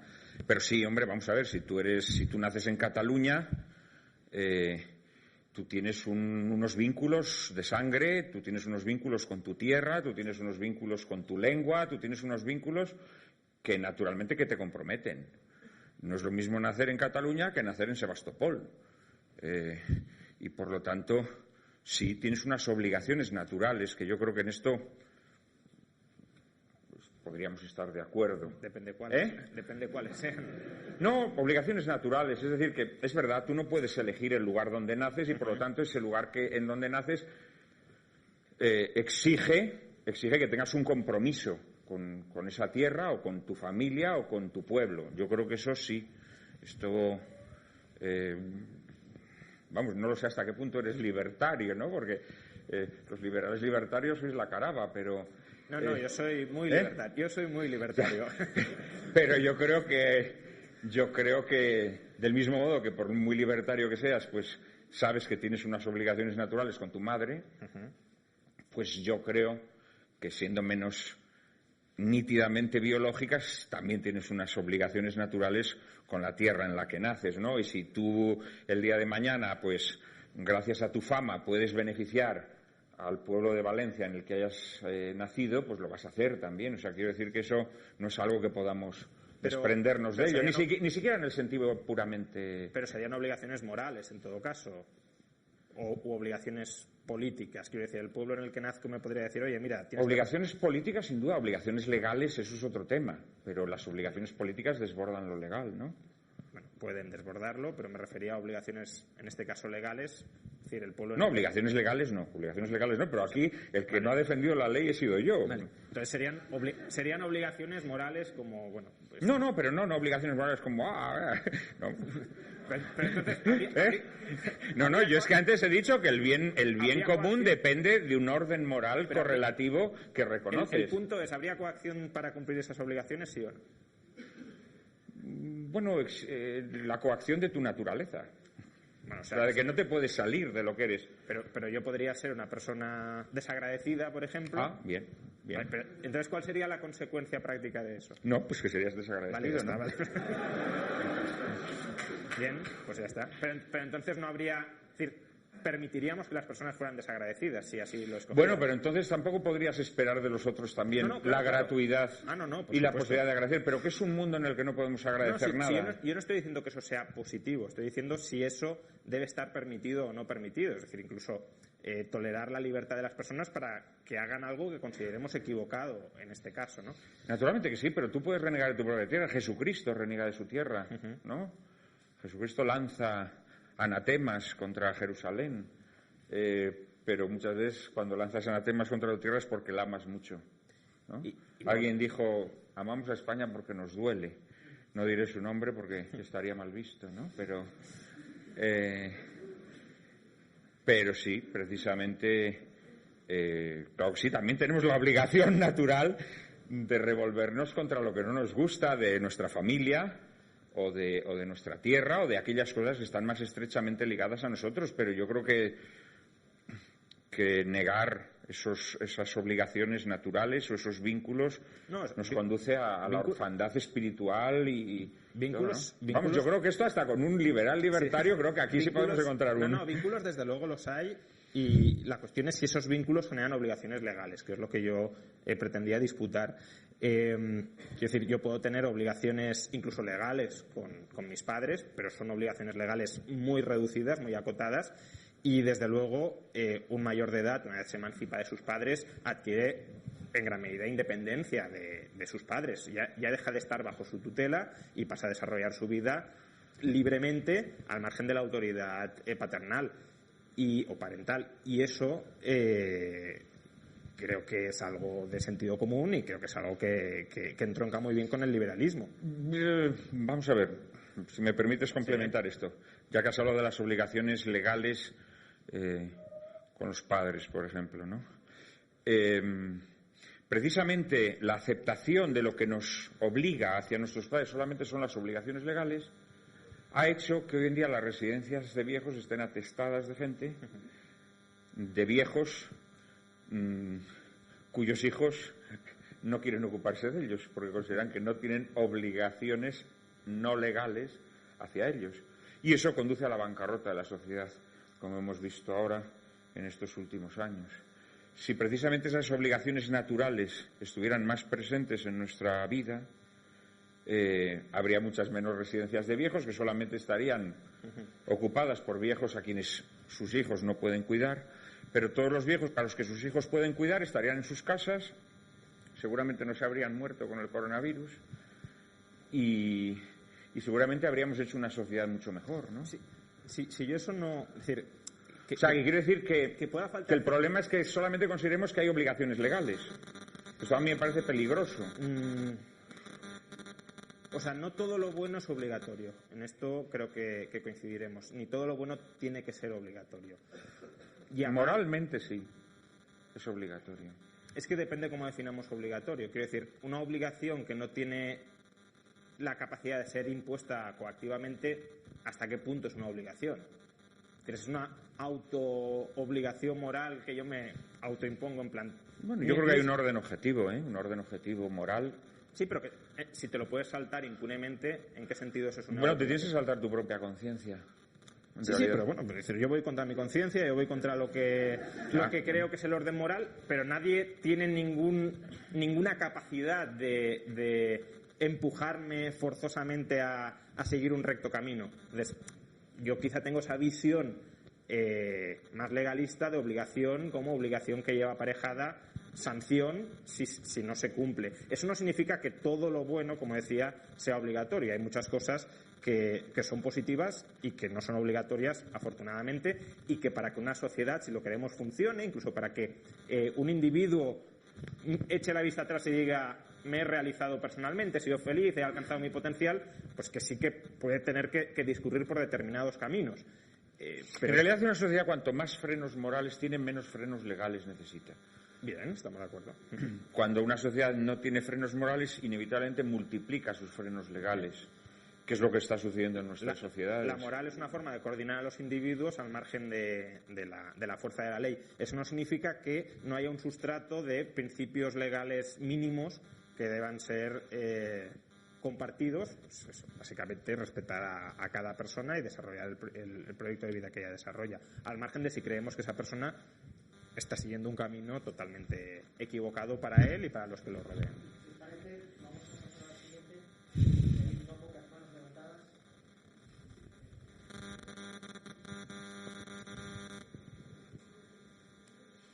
Sí, ahora. Vale. Respecto a la idea de soberanía, que el señor Raya ha dicho que cree en la soberanía individual. Y yo le pregunto, ¿cómo el individuo es soberano? Usted bien ha dicho que no eliges dónde naces. Por ejemplo, no eliges lo que te ocurre y no eliges cómo eres. ¿No está esto más ligado, el concepto de soberanía, a un Dios soberano providente, que es lo que defiende el pensamiento tradicional? Muchas gracias. Bueno, eres soberano en la medida en que tú tienes la capacidad de decisión última sobre ti y sobre lo tuyo. Y esa soberanía al final se realiza, se materializa, obviamente en sociedad, se materializa en comunidad. La cuestión es si la moral compartida por esa comunidad es una moral que considera que es la comunidad o los órganos comunitarios los que en última instancia deben tener la capacidad arbitraria o caprichosa de superimponerse sobre las personas, o si reconoce que la comunidad está restringida por una serie de derechos que son de la persona, porque la persona es el sujeto soberano de derecho. Entonces, cuando he hablado de soberanía individual, he hablado en ese sentido, en la consideración social generalizada del individuo como la unidad moral básica dentro, o la unidad ética, quizás sería mejor decirlo así, la unidad ética básica dentro de una sociedad. A mí no me han dirigido la pregunta, ¿no? Pero en realidad el concepto de soberanía es una... el concepto de soberanía liberal. Me llamó la atención que Rayo... Hay un ruido aquí que ya... No sé si no es el mismo. Es como una especie de mosca cojonera. No sé si liberal o tradicional.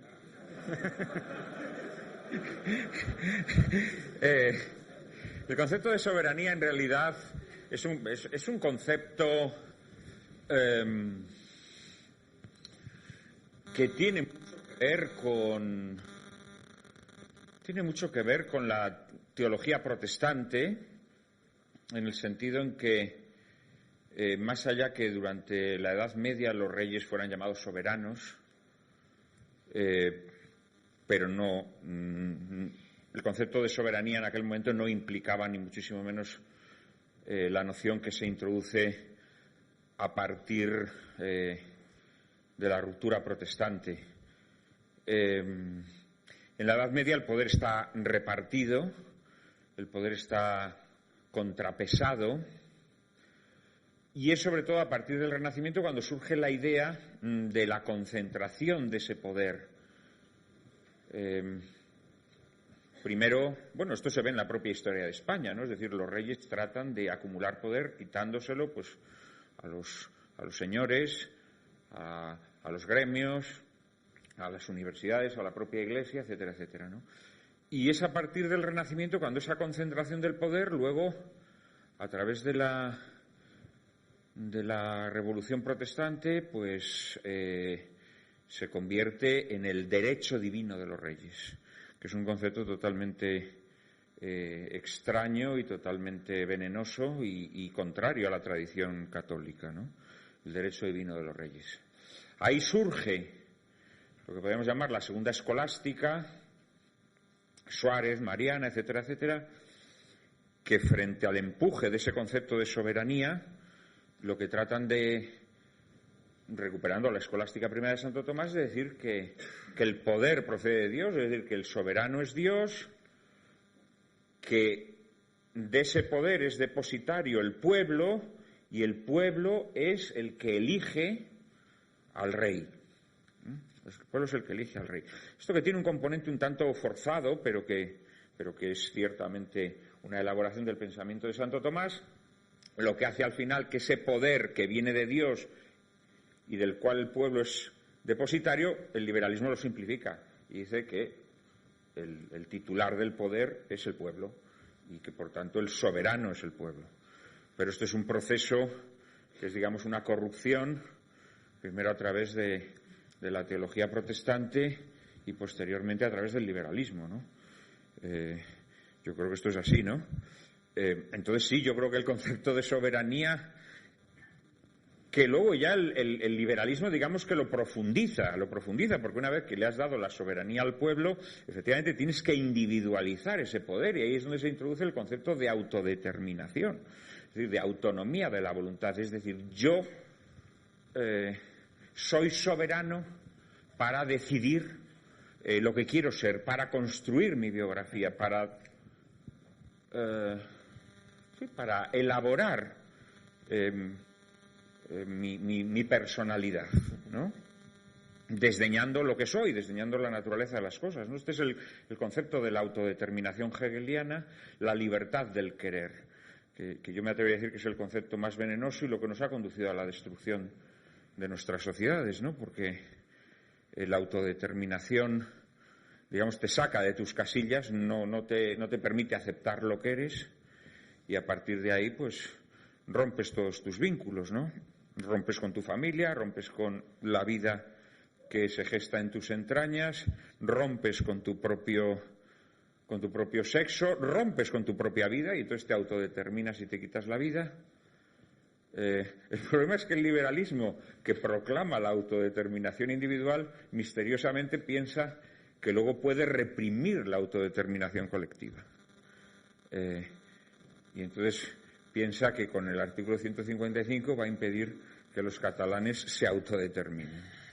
Y cuando los conceptos siempre tienen consecuencias, las ideas tienen consecuencias. Cuando las premisas son falsas, el desarrollo de esas premisas conduce a callejones sin salida, ¿no?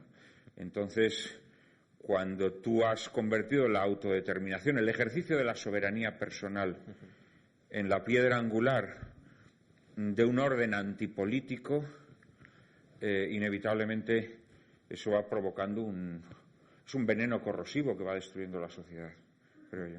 Vamos a dar paso a una última pregunta. Bueno, tenéis que repetir este encuentro ya, porque nos hemos quedado aquí a medio gas.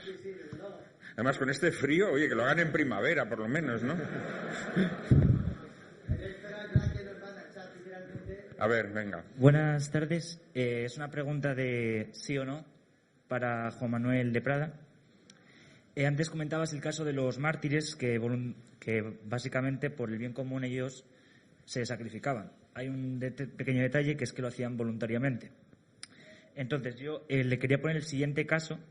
Imaginemos que la persona más inteligente del mundo que pudiera encontrar la cura para el coronavirus, para el cáncer, para lo que fuera. Imaginemos que históricamente la persona más inteligente del mundo de ese año ha descubierto la cura para una enfermedad que estaba matando a mucha gente. Y este año esa persona decidiera pues ser bombero, ponte tú, ¿no? Una cosa que no fuera investigador para curar esa enfermedad.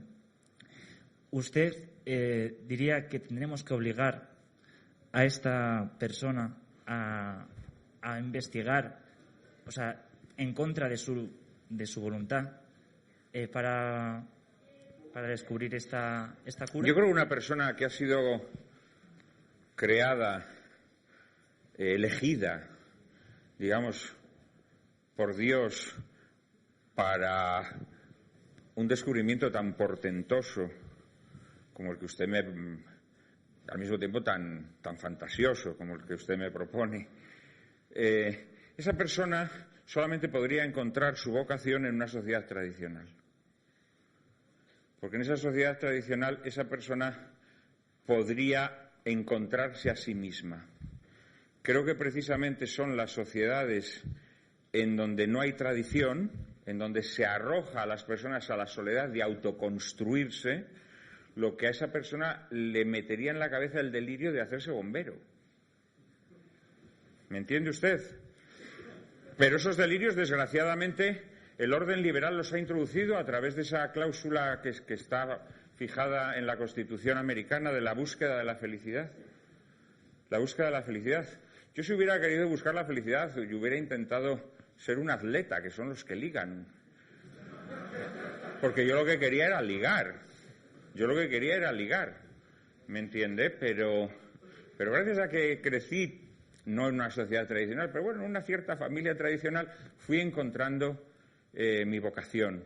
Yo creo que precisamente eso que yo dije antes de la unidad en la diversidad lo favorece precisamente la existencia de vínculos fuertes ya que el ser humano no tiene la capacidad, el ser humano puede conocer el orden de la naturaleza, puede conocer cuáles son los fines de la existencia humana, pero es muy difícil que el ser humano encuentre el fin concreto suyo. Esto, hay una cosa que llamamos la vocación, que es algo que viene de fuera de ti, que es alguien que te llama. Para la persona creyente es naturalmente Dios, pero esto solamente se produce cuando no vives en medio del ruido. Y en ese sentido hay que crear sociedades en donde efectivamente el discernimiento de esa vocación sea posible. ¿Me entiende lo que le quiero decir? Pero no es un ejercicio de la voluntad, todo lo contrario.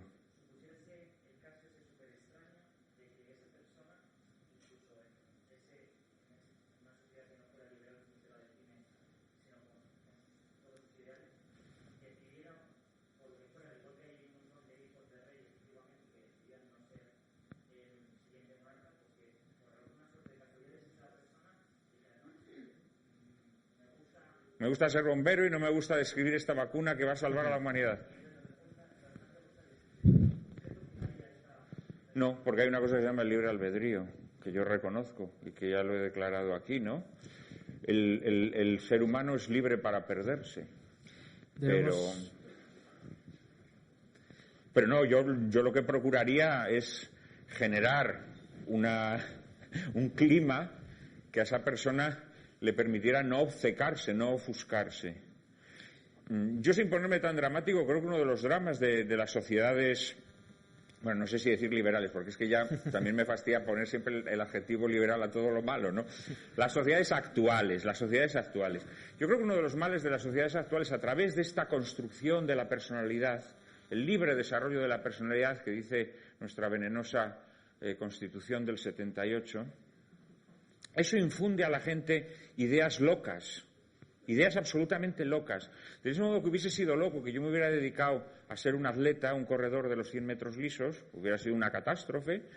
Probablemente además hubiera ligado menos, ¿no? O sea que hubiera ligado menos además, ¿no? Al final la barriga también liga un poco, ¿no? Pero lo que ocurre en este tipo de sociedades, a mi modo de ver, es que infunden muchas personas aspiraciones mentecatas y delirantes, porque son personas que pierden el arraigo a su situación concreta y en quienes infunden a través de la televisión o de otras cosas ideas absolutamente delirantes. Yo, por ejemplo, a lo largo de mi vida, una de las cosas que más pena me dan y que me siguen produciendo inmensa pena es la cantidad de jóvenes que se acercan a mí diciéndome que quieren ser escritores, me dan sus escritos y son un horror. Son personas que no tienen ninguna capacidad para eso, ninguna. Pero alguien, pues una fantasía, les metió en la cabeza eso, ¿no? Pero en una sociedad tradicional, yo, por ejemplo, soy hijo de granjero.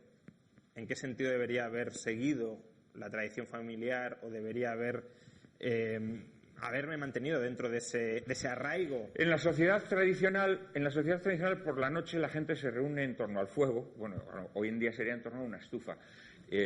Y como no habría televisión, se pondrían a recitar poemas. Entonces el tío que tiene talento recitaría los poemas buenos. Y de repente toda la comunidad diría, joder, Pepito, ¿de dónde se ha sacado ese poema? ¿De dónde te has sacado ese poema? No, pues yo no me lo he sacado de ningún sitio. He oído otros, he entendido la mecánica del romance. Sí, pero yo a lo mejor puedo ser buen granjero, mal poeta y mejor economista, o no, pero bueno, pongamos ese caso. En una sociedad tradicional la gente no se sienta a Cuando os discutir sobre pusierais a economía. hablar de vuestras cosechas, tú ibas a aportar las ideas más racionales para... Sí, porque tendrías ese talento. Quiero decir, es que es muy importante para el reconocimiento de los talentos, de los carismas, es muy importante que haya una comunidad. Porque es que si no, tú vives en tu celda mental... Eso es el mercado. ¿Eh? En el mercado se reconocen los Bueno, talentos. eso es... No, yo nunca me he declarado en contra del mercado, ¿eh? Debemos Yo cerrar. nunca me he declarado en contra del mercado. De hecho, digo que el capitalismo es lo contrario del libre mercado. Pero bueno, eso sería otro tema. No, a mí el mercado me parece bien en el sentido en que una persona va con su habilidad o con su prestreza a un lugar donde se le reconoce. No, eso está bien. Pero yo creo que son las sociedades tradicionales las que permiten eso. Son las sociedades tradicionales las que permiten eso. El problema es cuando te dicen, no, tú eres puedes ser un gran economista, puedes ser un gran poeta. ¿Quién te lo está diciendo? ¿La televisión? ¿La serie de Netflix? Porque de repente se te mete en la cabeza que tú quieres ser guionista de la serie de Netflix. A esto es a lo que me refería yo. O sea, yo creo que la comunidad favorece la emergencia de las auténticas vocaciones. La favorece, ojo, porque la vocación... O reprime otras, o puede reprimir otras. Hombre, también. sí, claro, una sociedad, una comunidad que sea represiva, sí, pero entonces no estamos hablando de una auténtica comunidad, estaríamos hablando de una comunidad perversa. Pero, por ejemplo, ¿los Amish son una comunidad? Yo no conozco a los Amish. Yo no conozco a los Amish. He escrito en alguna ocasión sobre ellos, yo no los conozco a fondo y por lo tanto no puedo juzgarlos. Si me permiten, cerrando con los Amish, eso ya sería irnos de tema. Tal vez sean más comunidad que nosotros. Sí, por pero eso, no, por Dios, los Amish no. Se reprimen muchísimas funciones.